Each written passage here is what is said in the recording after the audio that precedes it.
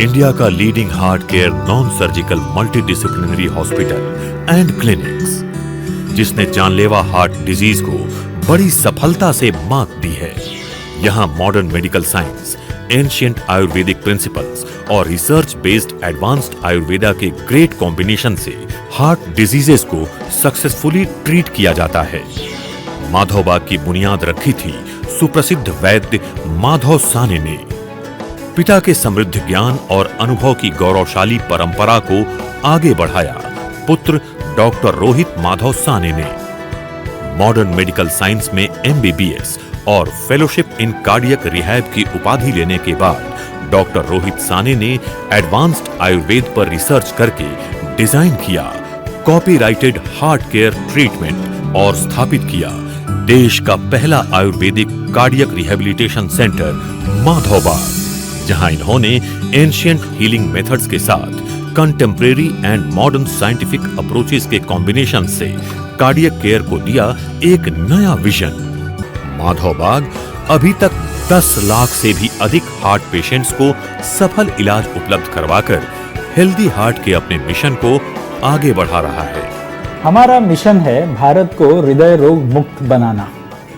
आप भी इस अभियान से जुड़ करके खुद के हार्ट को रखिए हमेशा हेल्दी।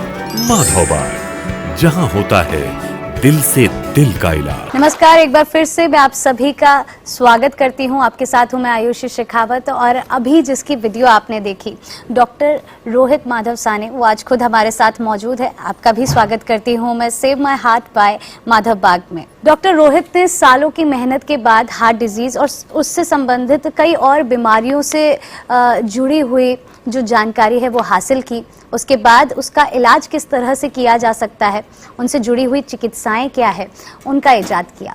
और इसका जिक्र 150 रिसर्च पेपर्स के अंदर भी किया गया है।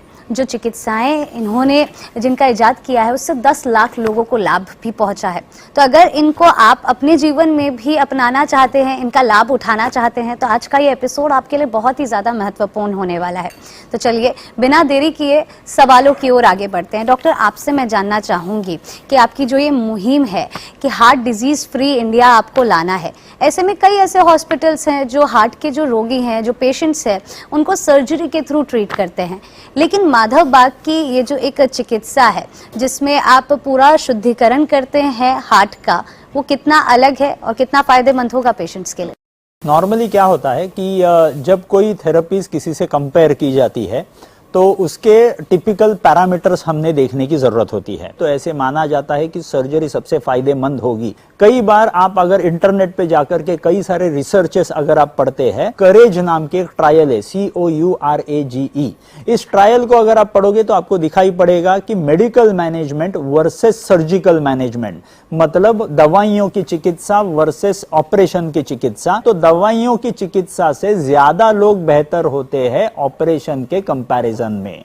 तो अगर हम ये ठीक तरह से समझ जाए कि एक ऑपरेशन जो है ये एक इन्वेजिव प्रोसीजर होती है और ये इन्वेजिव प्रोसीजर ज्यादा प्रॉब्लम या ज्यादा फायदा दिखाती है, तो ऐसा नहीं। कई बार ये देखा गया है कि ऑपरेशन करने के बाद भी फिर से रिकरेंस होता है उस डिसीज का। लेकिन अगर लाइफस्टाइल अगर हम अच्छी तरह से फॉलो करते हैं, उस लाइफस्टाइल को अपने जहन में डाल के ले लेते हैं और वही चीज अगर हम दोहराते रहते हैं अपने आने वाले लाइफ के लिए, तो ये डिसीज फिर से रिकर होते हुए नहीं दिखाई पड़ती है। तो माधवबाग की चिकित्सा और ऑपरेशन की चिकित्सा या एंजियोप्लास्टी या बाईपास की चिकित्सा को अगर कंपेयर किया जाए तो 3 मेजर चीजें होती है कि सबसे पहली पेशेंट को होने वाली तकलीफें ये कितनी कम होती है, जिसको देखने के लिए स्ट्रेस टेस्ट या 2D को किया जा सकता है। बाईपास सर्जरी या एंजियोप्लास्टी करने के 3 महीनों के बाद जो इंप्रूवमेंट 60 सेकेंड्स की मिलती है, वो माधवबाग की चिकित्सा के बाद 140 सेकेंड्स की मिलती है 3 महीनों के बाद। तो ये सबसे इंपॉर्टेंट चीज होती है पेशेंट की तकलीफें कम कराने के लिए। ये सबसे पहली चीज। दूसरी चीज जो होती है वो मतलब आने वाला हार्ट अटैक। जो हमने ऑपरेशन या जो कुछ भी एंजियोप्लास्टी बाईपास सर्जरी की थी उसके कंपैरिजन में माधवबाग की चिकित्सा को अगर कंपेयर करना है तो ऐसा भी देखा गया है कि ऑपरेशन के करने के बाद जो 3 या 5 सालों में जो हार्ट अटैक आते हुए दिखाई पड़ते हैं, हमको माधवबाग की चिकित्सा के बाद हार्ट अटैक कम गुना आते हुए दिखाई पड़ते हैं। और उसी के साथ सबसे इंपॉर्टेंट होता है सर्वाइवल इंडेक्स, कि अगर हम देखे जाए तो कई सारे ट्रायल एंजियोप्लास्टी और बाईपास के देखे पड़े हैं, जिसमें यह दिखाई देता है कि 85% is the survival index post angioplasty post bypass surgery 3 सालों के बाद। लेकिन वही सर्वाइवल इंडेक्स अगर माधोबा की चिकित्सा के बाद देखा जाए तो 94% का सर्वाइवल इंडेक्स दिखाई पड़ता है 3 सालों के बाद। तो ये अगर सामने सामने कंपेयर किया जाए तो आप ही डिसाइड कर सकते हो कि कौन सी ट्रीटमेंट आपने करवानी है आपके खुशहाली के लिए। माधव बाग ने अपने 20 साल के अनुभव में 10 लाख से ज्यादा लोगों को हेल्प किया है, न केवल हार्ट रोग में, न केवल डायबिटीज में, बल्कि हाई बीपी और अन्य बीमारियों में भी। जिस तरह से हम बात कर रहे थे संपूर्ण हृदय शुद्धिकरण की, उसकी वजह से काफी सारे ऐसे पेशेंट्स हैं जिनको लाभ मिला है। अगर आप भी ये लाभ उठाना चाहते हैं, सेकेंड ओपिनियन चाहते हैं, तो आपको केवल इतना करना है कि स्क्रीन पर लिखे गए जो नंबर हैं उन पर आप अभी मिस कॉल दें। माधव बाग क्लिनिक में डॉक्टर की अपॉइंटमेंट लेने के लिए माधव बाग के जो प्रतिनिधि हैं वो आपसे तुरंत ही संपर्क करेंगे। तो स्क्रीन पर लिखे नंबर पर अभी मिस कॉल दें और माधव बाग के मिशन सेव माय हार्ट अभियान से जुड़ जाएं। तो चलिए अब बिना देरी किए आगे बढ़ते हैं। डॉक्टर इस समय हमारे साथ बहुत सारे ऐसे लोग हैं जिनके मन में सवाल हैं, वो भी आपसे सवाल करना चाहते हैं। आप में से कौन सवाल करना चाहेगा डॉक्टर से? जी प्लीज। मेरा नाम आकांक्षा है। तो और मेरे एक अंकल है जो अभी 60 साल के हैं। तो उनका एक पहले ही बाईपास सर्जरी हो चुका है, बट अभी भी उनको हार्ट पेन होता है। तो इसमें माधव बाग कुछ हेल्प कर सकता है? एब्सोल्युटली कर सकता है, इसमें कोई दो राय नहीं है। जो बाईपास सर्जरी होती है वो बाईपास सर्जरी मतलब क्या, तो हमारे ही खून की नली जो निकाली जाती है वो उस हार्ट के ब्लॉक्ड खून के नली को एक बाईपास सर्जरी करके लगा देते हैं।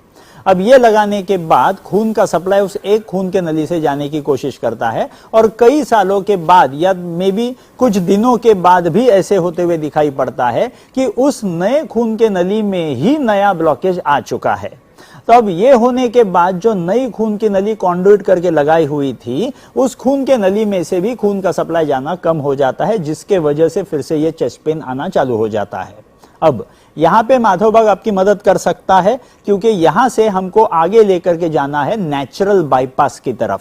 जितनी ज्यादा खून की नलियां अपने हार्ट के पास आने वाले मांसपेशी को, जितनी ज्यादा खून की नलियां निर्माण होंगी, उतना ही पेशेंट का फायदा होगा। अगर हम अच्छी तरह से डाइट का पालन करते हैं, जिसमें हम लो कैलोरी लो कार्बोहाइड्रेट का डाइट अगर लेते हैं, तो ये कोलैटरल ब्लड सप्लाई जो हमारी खून की नलियां नई नई निर्माण होने वाली है, वो नई खून की नलियां निर्माण होने के बीच बाधा कौन निर्माण कर सकता है, तो आपका खाना। अगर मैं खाना ज्यादा कैलोरी का खाता हूं, ज्यादा कार्बोहाइड्रेट का खाता हूं, तो ये नई खून की नलियां निकलना कम हो जाती है। तो वहां पे माधव बाग का डाइट आपको बहुत फायदेमंद रहेगा।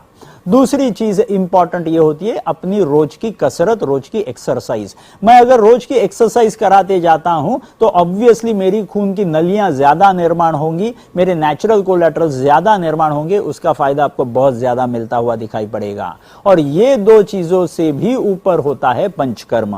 ये पंचकर्म की चिकित्सा जो होती है, इस चिकित्सा के वजह से अपने हार्ट को मिलने वाला खून का सप्लाई, जो कुछ खून की नलियों से आ रहा था, उस खून की नलियों में से ज्यादा खून की नलियां निकलना चालू हो जाती है, क्योंकि इस पंचकर्म के प्रोसीजर से हमारे हार्ट के ऊपर आने वाला लोड, हमारी खून की नलियां जो इलास्टिसिटी खो चुकी थी, वो इलास्टिसिटी भी वापस मिलती है, ताकि उसी खून के नली की इलास्टिसिटी बढ़ने की वजह से उसी खून के नली में से ज्यादा खून ट्रैवल करना चालू कर देता है। As well as number of खून की नलियां भी बढ़ गई, तो हार्ट को मिलने वाला खून का सप्लाई अच्छी खासी तरह से बढ़ जाता है, जिसके वजह से ये चेस्ट पेन कम हो जाता है। तो जो लोगों ने बाईपास सर्जरी करा ली है, जो लोगों ने एंजियोप्लास्टी करा ली है, उन्होंने ये चिकित्सा श्योरली करनी चाहिए, क्योंकि ये रिहैबिलिटेशन प्रोसीजर है।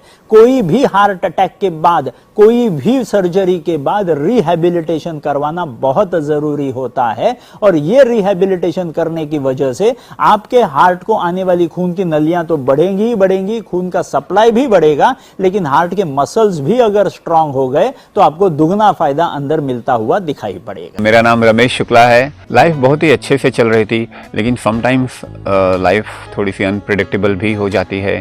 1 जनवरी 2013 की एक सुबह अचानक मेरे चेस्ट में पेन हुआ और बहुत ही ज़्यादा वो पेन एग्रीवेट हो गया। इतना पेन एग्रीवेट हो गया कि हॉस्पिटल ले जाना पड़ा। एंजियोग्राफी हुई और एंजियोग्राफी में पता चला मुझे 70 और 90% ब्लॉकेजेस है। अलग अलग डॉक्टर्स अलग अलग ट्रीटमेंट्स के लिए सलाह देने लगे। कहीं ना कहीं मुझे इंटरनेट पे ढूंढते ढूंढते मुझे पता चला कि फाने केयर माधवबाग में भी बहुत अच्छा वर्ल्ड का फर्स्ट कार्डियक रिहेबिलिटेशन सेंटर है और वहाँ पे इसलिए मैंने डिसाइड किया कि वहाँ जाके ट्रीटमेंट कराऊं। फिर बहुत ही अच्छा ट्रीटमेंट माधवबाग में मिला। मेडिसिन रेगुलरली, योगा, डाइट, वो जैसे ही माधवबाग ने कहा था वैसे ही फॉलो करते करते धीरे धीरे मैं अपनी लाइफ आगे ले जाने लगा। फिर से इतना स्ट्रेंथ आ गया कि आज मैं फिर से मेरी स्कूटर सिर्फ बॉम्बे में ही नहीं, जबकि डोंबिवली से गोवा तक भी मैं स्कूटर से ट्रैवल किया हूँ। मेरे कुछ दोस्तों ने कहा कि चलो हम माउंट कल्सूबाई पीक चढ़ते हैं। हार्ट की वो 30% EFT होते हुए भी मैं माउंट कल्सूबाई पीक तक चढ़ के आया हूँ।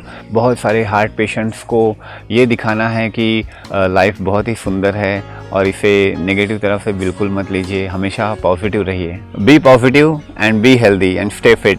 चलिए आगे बढ़ते हैं, और कोई सवाल करना चाहता है? जी। हेलो डॉक्टर साहब, मेरे पिताजी को हार्ट का प्रॉब्लम है। हाल ही में वो चलते वक्त उनको सांस में लेने में तकलीफ़ हो रही थी। डॉक्टर ने उनको टूडी को सजेस्ट किया था। टूडी को करने के बाद डॉक्टर ने उनको बोला है कि उनका हार्ट जो है काफ़ी कमज़ोर हो चुका है और उनका हार्ट का जो साइज़ है वो बढ़ चुका है। ये होता क्यों है और उनको क्या ट्रीटमेंट कराना पड़ेगा? नॉर्मली ऐसे होते हुए दिखाई पड़ता है कि कभी कभी हार्ट अटैक आने के बाद अपना इजेक्शन फ्रैक्शन ड्रॉप हो जाता है। अगर हार्ट अटैक आ चुका है और इजेक्शन फ्रैक्शन हार्ट के मसल को डैमेज हो चुका है, शायद वो परमानेंट होगा, शायद वो टेम्पररी होगा। ये अगर डैमेज हो गया है तो उसके वजह से इजेक्शन फ्रैक्शन ड्रॉप होते हुए दिखाई पड़ता है। ऐसे टाइम पे पेशेंट को लेटे वक्त, पेशेंट को बैठे वक्त, पेशेंट को चलते वक्त सांस लेने में तकलीफें हो जाती है, कभी कभी पैरों में सूजन आ जाती है, बहुत सारी तकलीफें अपने को होते हुए दिखाई पड़ती है। और ये सब होने के बाद पेशेंट के साथ उनकी फैमिली, उनके रिलेटिव्स भी काफी घबरा जाते हैं। तो यहाँ पे बहुत इंपॉर्टेंट सी चीज अपने को ध्यान में रखनी है कि यहाँ पे पेशेंट का सबसे बुरा दुश्मन है पानी। जितना पानी कम पिएंगे उतना अपने हार्ट के लिए बेहतर होगा। अगर इजेक्शन फ्रैक्शन कम है तो पेशेंट के लिए सबसे पहली टिप ये होगी कि आपने पूरे 24 घंटों में पानी जितना कम पियोगे उतना आपके लिए सबसे बेस्ट रहेगा। अब आते हैं चिकित्सा के ऊपर। कई बार इस हार्ट के इजेक्शन फ्रैक्शन को डाउन होने के बाद, ड्रॉप होने के बाद हमको डर लगना चालू हो जाता है कि ये फिर से बढ़ेगा कि नहीं। ये जो इजेक्शन फ्रैक्शन ड्रॉप हुआ है उसको आप अगर अच्छी तरह से खुद की केयर लेंगे तो ये इजेक्शन फ्रैक्शन धीरे धीरे बढ़ता हुआ दिखाई पड़ सकता है। कई बार ये दिखाई पड़ता है कि इजेक्शन फ्रैक्शन 20% हो गया है, 30% हो गया है, हार्ट डायलेट हो गया है, हार्ट थोड़ा सा बड़ा हो गया है, क्योंकि इस हार्ट के मसल को पानी या खून का सप्लाई जो अंदर है उसको मैनेज करना थोड़ा सा मुश्किल जा रहा है। तो ऐसे चीजों में माधवबाग की चिकित्सा आपके लिए मददगार हो सकती है। तो आपने करना क्या है, तो सिंपल तरकीबें होती है। सबसे पहला होता है वाटर मैनेजमेंट या तो फ्लूइड मैनेजमेंट। तो माधवबाग के क्लिनिक में या हॉस्पिटल में जब जाओगे तो आपके डॉक्टर्स आपके हिसाब से, आपके इजेक्शन फ्रैक्शन के बेसिस पे, आपके वेट के बेसिस पे कितना फ्लूइड कंजम्पशन करना है ये पहले आपको समझा के दे देंगे। दूसरी चीज इसमें सबसे इंपॉर्टेंट ये होती है कि जो भी डैमेज हो चुका है इस हार्ट के मसल को उसको हील करवाना है। तो हील करवाने के लिए सबसे इंपॉर्टेंट होती है माधवबाग की ऐसी एक पंचकर्म पद्धत, जो ऐसा एक प्रोटोकॉल बना के रखा हुआ है हार्ट फेलियर के पेशेंट के लिए, जिनको सांस लेने में तकलीफ होती है, जिनको दम लगता है और जिनका इजेक्शन फ्रैक्शन कम है, उनके लिए एक स्पेसिफिक प्रोटोकॉल बना के रखा हुआ है, जिस प्रोटोकॉल के वजह से धीरे धीरे उस हार्ट के मसल को हील करवा करके उस इजेक्शन फ्रैक्शन को धीरे धीरे बढ़ाने के लिए आपकी मदद की जाती है। तो ये सबसे दूसरी इंपॉर्टेंट चीज वो होता है पंचकर्म। अब तीसरी सबसे इंपॉर्टेंट चीज होती है इसी चिकित्सा में, वो होता है आपका डाइट। इस प्रकार के पेशेंट्स में डाइट का बहुत इंपॉर्टेंट रोल होता है, क्योंकि अगर ऐसे पेशेंट्स में खून अगर गाढ़ा हो जाता है तो उस हार्ट के लिए बहुत हानिकारक हो सकता है। तो मुझे खून को पतला रखना है, ये सबसे पहला स्ट्रेटेजी। मुझे शरीर का वेट जो है, वो शरीर का वेट जितना मैं कम कर दूं उतना ही लोड कम रहेगा उस हार्ट के ऊपर। तो ये दूसरी चीज होती है जो डाइट से हम हासिल कर सकते हैं। और तीसरी सबसे इंपॉर्टेंट चीज ब्लड प्रेशर और ब्लड शुगर, इनको कंट्रोल रखना ऐसे रोगों में बहुत इंपॉर्टेंट हो जाता है। तो ये 3 चीजें, पंचकर्म, एक्सरसाइज और डाइट, ये 3 चीजों की वजह से हम इस हार्ट पेशेंट को जिसका इजेक्शन फ्रैक्शन ड्रॉप हो गया है, हार्ट डायलेट हो गया है, हार्ट थोड़ा सा मोटा हो गया है, ऐसे लोगों पे ये चिकित्सा हो सकती है। और ये चिकित्सा के वजह से कई सारे पेशेंट्स का इजेक्शन फ्रैक्शन बढ़ता हुआ दिखाई पड़ता है। और एक बार इजेक्शन फ्रैक्शन बढ़ गया तो उनकी लाइफ एक्सपेक्टेंसी काफी हद तक अच्छी हो जाती है, लाइफ की क्वालिटी भी अच्छी हो जाती है, वो अच्छी तरह से अपनी लाइफ बसर कर सकते हैं। माना जा सकता है जितनी भी जानकारी आपने दी है इससे जो हमारे दर्शक हैं वो प्रेरित होंगे। और चलिए आगे बढ़ते हैं। और कोई सवाल करना चाहता है? जी नमस्ते डॉक्टर, मेरा नाम नितिन है। मेरी एक कलीग है जिसका जो पिताजी है उसको 90 से 100% उनके पिताजी को ब्लॉकेज है, ये कल ही पता चला है और उनको डॉक्टर ने अर्जेंट बाईपास बता दिया है। तो मेरा सवाल ये है कि जो ऐसे पेशेंट्स हैं उनको इतना वक्त होता है उनके पास कि वो माधवबाग में आके अपनी वो ट्रीटमेंट करा सके, आयुर्वेदिक ट्रीटमेंट करा सके? ये बहुत इंपॉर्टेंट सवाल है और सबके दिमाग में ये सवाल होता है कि जब बाईपास सर्जरी, एंजियोप्लास्टी ये जब बताई जाती है तो बहुत ही अर्जेंसी निर्माण की जाती है। वो ऐसे प्रकार से अर्जेंसी होती है कि अभी के अभी एंजियोप्लास्टी, अभी के अभी बाईपास सर्जरी करने की जरूरत है, ऐसे बताया जाता है। लेकिन ठीक तरह समझने की जरूरत है, एंजियोप्लास्टी और bypass surgery, these are elective surgery procedures, these are not emergency surgery procedures. ये इलेक्टिव प्रोसीजर्स होते हैं, मतलब ये खास फिक्स करके उसके पहले कई सारे टेस्ट करके ये तय करना पड़ता है कि ये पेशेंट ये सर्जरी के लिए फिट है भी कि नहीं। तो ये इमरजेंसी प्रोसीजर के टाइम ये सारी चीजें नहीं की जाती है, इलेक्टिव प्रोसीजर के टाइम ही की जाती है। तो पहले ये समझने की जरूरत है कि जितनी अर्जेंसी हमको फील हो रही है ये करवाने की, उतनी अर्जेंसी एक्चुअली में नहीं होती। ये पहली चीज। दूसरी चीज हमको ये देखना है कि जो ब्लॉकेजेस हमको एंजियोग्राफी में आज हमको डायग्नोज हुए हैं, आज जिस ब्लॉकेज को हमने एंजियोग्राफी में ढूंढ के निकाला है, वो आज के दिन निर्माण नहीं हुआ है, वो निर्माण होने के लिए कई सालों से, कई दिनों से वो प्रोसीजर अंदर चालू है। तो उतनी जल्द करने की जरूरत नहीं होगी। तो ये समझ के लेना जरूरी है कि ये सारे ब्लॉकेजेस जो निर्माण होते हैं ये 2, 6, 10 सालों के समय में निर्माण होते हैं, वो एकदम से आज निर्माण हुए हैं, ऐसी प्रोसीजर नहीं होती। अब समझ के लेना है कि अगर ये ब्लॉकेजेस निर्माण हो गए हैं और ब्लॉकेजेस के ऊपर अगर हमको बाईपास सर्जरी, एंजियोप्लास्टी नहीं करनी है तो माधवबाग की चिकित्सा आपको फायदेमंद रहेगी क्या? तो मेरा जवाब होगा हाँ। अब ये कैसे होगा? तो नॉर्मली बाईपास सर्जरी करने को बोला जाता है तो 2-3 चीजें ही सबके दिमाग में होती है। सबसे पहला होता है कि मेरे ब्लॉकेजेस वहां से कम होंगे क्या, ये पहली चीज। दूसरी चीज होती है मेरा खून का सप्लाई, मेरे हार्ट को, मसल को आने वाला इंप्रूव होगा कि नहीं, ये दूसरी चीज। और फिर से आगे मुझे हार्ट अटैक नहीं ना आएगा। तो ये 3 चीजें अगर हम देखे जाए तो ये 3 चीजें अगर पूरी तरह से अगर देख ले तो माधवबाग की चिकित्सा की वजह से जो पेशेंट्स को इंप्रूवमेंट मिलती है उनके 2D इको में, उनके स्ट्रेस टेस्ट में, उनके स्ट्रेस थैलियम में, GLS ग्लोबल लॉन्जिट्यूडिनल स्कोर के इन्वेस्टिगेशन में, ऐसे अलग अलग इन्वेस्टिगेशंस देखे गए हैं जिसमें माधवबाग ने ये प्रूव करके दिया हुआ है कि ये सारी थेरेपी जो माधवबाग के प्रोटोकॉल्स इंप्लीमेंट करते हैं, ये सारे इन्वेस्टिगेशंस पे भी अगर आप चेक कर लो तो भी ये आपको पेशेंट में इंप्रूवमेंट दिखाई पड़ती है। और ये इंप्रूवमेंट जो दिखाई पड़ती है पेशेंट को खुद में भी ये महसूस होती है, एज वेल एज सारे टेस्ट में भी दिखाई पड़ती है। जिन्होंने माधवबाग में अपना ट्रीटमेंट करवाया और आज वो एक काफी खुशहाल जिंदगी जी रहे हैं, उन वीडियो को देखने के लिए आप माधवबाग के YouTube चैनल पर भी जा सकते हैं, Facebook पेज पर भी जा सकते हैं और उनसे आपको समझ में आएगा कि आखिर किस तरह से इन बीमारियों को आप उनसे ग्रसित अगर हैं तो उनसे आगे बढ़ सकते हैं और फिर से अपना खुशहाल जीवन वापस पा सकते हैं। और चलिए बिना देरी किए आगे बढ़ते हैं। डॉक्टर, आपसे मैं जानना चाहूंगी, हमने इतनी चर्चा कर ली, हमने हैप्पी पेशेंट्स की भी बात कर ली, हमने सारी बातें कर ली, लेकिन आपका जो ये एक मोटिव है कि आप हृदय रोग से मुक्त करना चाहते हैं भारत को, आप इसको कैसे आगे ले जाने वाले हैं? आपका क्या अगला स्टेप होगा? आप किस तरह से इस संकल्प को पूरा करेंगे? जब से ये कहानी शुरुआत हुई थी 2004 साल से, तब से मैं हमेशा यही सवाल मेरे मन में हमेशा दोहराते रहता हूं कि इस हार्ट डिसीज के खिलाफ जो जंग शुरुआत की है, ये जंग इतने जल्दी तो खत्म नहीं होने वाली। और आज अगर हार्ट डिसीज का अगर पूरा प्रिवेलेंस पूरे देश में अगर देखा जाए तो नॉर्मली आज के दिन को भी 2 करोड़ से भी ज्यादा लोगों को हार्ट अटैक से जूझना पड़ता है हर साल को। अगर टोटली देखा जाए तो अबाउट 9 करोड़ डायबिटिक्स ऑलरेडी अपने देश में ऑलरेडी अवेलेबल है, और उतने ही लोग आज प्री डायबिटीज में है जो कल जाकर के डायबिटीज होने वाले हैं। 13 करोड़ से भी ज्यादा लोग ब्लड प्रेशर के शिकार है। ये सारे लोग आज नहीं तो कल फिर से जाकर के हार्ट अटैक के शिकार से उनको हाई प्रिवेलेंस है। तो अब इतने बड़े रोग के खिलाफ अगर लड़ना है तो अकेला रोहित साने इनफ नहीं होगा। तो प्लान में यही है कि मुझे ऐसे 10,000 से भी ज्यादा डॉक्टर्स निर्माण करने हैं जो आगे जाकर के इन सारे पेशेंट्स को हमेशा मदद करते रहेंगे, ताकि आने वाले 1000 सालों के लिए भी ये सारा रोग फिर से आने की कोशिश नहीं करेगा। यही माधवबाग की पहल है और यही करने के लिए हम आगे धीरे धीरे चल रहे हैं। डॉक्टर रोहित, आपका बहुत बहुत शुक्रिया आज हमारे साथ यहाँ पर आने के लिए, तमाम जानकारी हमारे दर्शकों के साथ साझा करने के लिए, अपना कीमती वक्त निकालने के लिए।